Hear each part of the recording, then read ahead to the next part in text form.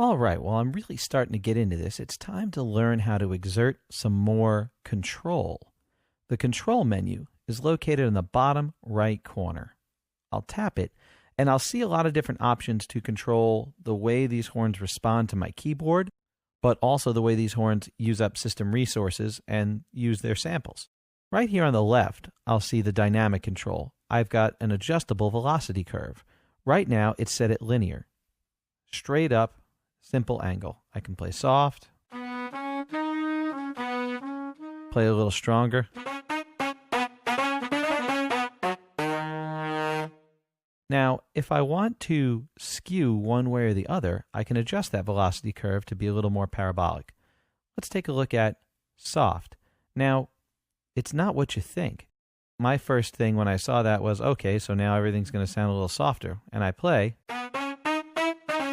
Wow, it's actually going to the louder dynamic curve. So it's actually assuming that you're playing softly. And as you can see, it jumps up pretty quickly. It curves slightly upwards so that in general, your samples are the louder ones. You have to play really soft to get the softer ones. But as I do some normal playing,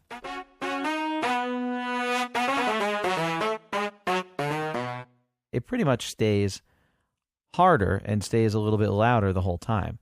Now, if you are a karate chopper on the piano like myself, kind of a brute, you might need to use the hard velocity curve, or if you just want it to skew to the softer samples in general, if you're doing some Sinatra type older stuff.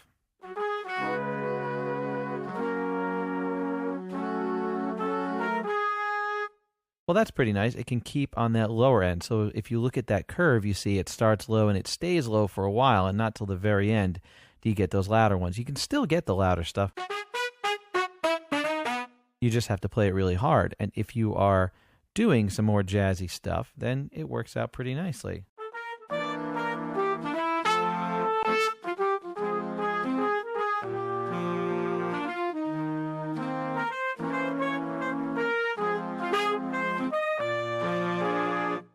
You can just get those general softer samples the whole time. If you want really absolute control over it, you can assign it to MIDI CC11, which is that expression controller for MIDI. You can have complete access to where you are on the volume scale with that, with perhaps an expression pedal, or if you can configure your MIDI controller to transmit CC11 with a mod wheel or with a button or with a circular encoder on your MIDI controller, anything you want. If you're looking for absolute control of where you are in the sample area, that's where you want to go. You've got control over the behavior of the pitch wheel located over here. So we'll start with normal. Normal pitch wheel behavior is just that sliding up and down a half step or so, whole step. If you're trying to avoid that and you're keeping it a little more realistic, you can actually use the slide ups and the falls on the note on or on the release. And that will trigger a bunch of samples. Let's take a listen. So you hear that fall off. I rotated the pitch wheel down, as you can see there. And if I have it down, when I hit the chord, we get the falls. If I have it up, nice little sort of slide upwards.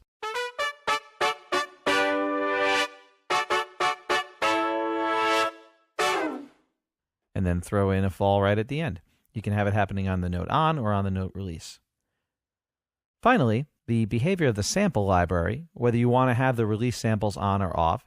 Well, you might be hearing a little bit of those release samples right now. When I play and I let go,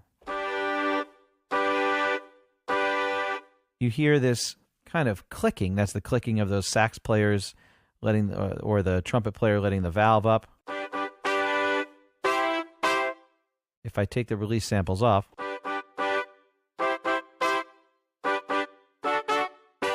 put them back on,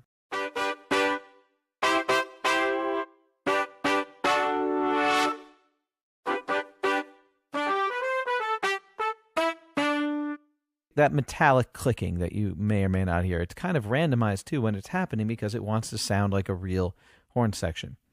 Round robin, turning it on or off, Every single note that you're hearing is using round robin sampling. If I play that E over and over,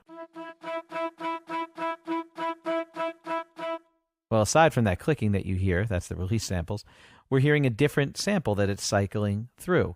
It uses a bit more processing power to do that. You can turn it off if you want to. The time stretching has to do with how it's doing those articulations, the ones that are going up or down, the crescendo stuff. So if you want it to use real samples or if you want it to time stretch it, you can make that adjustment to save yourself a little processing power. If you've got a modern, powerful computer, you'll probably want to use real samples there. You'll want the round robins. You'll want the release samples, everything to sound as real as possible. But they give you the option to take it out so you can still get these sweet horn sounds if you're running a whole bunch of instruments and you don't have a lot of room left in your CPU or memory.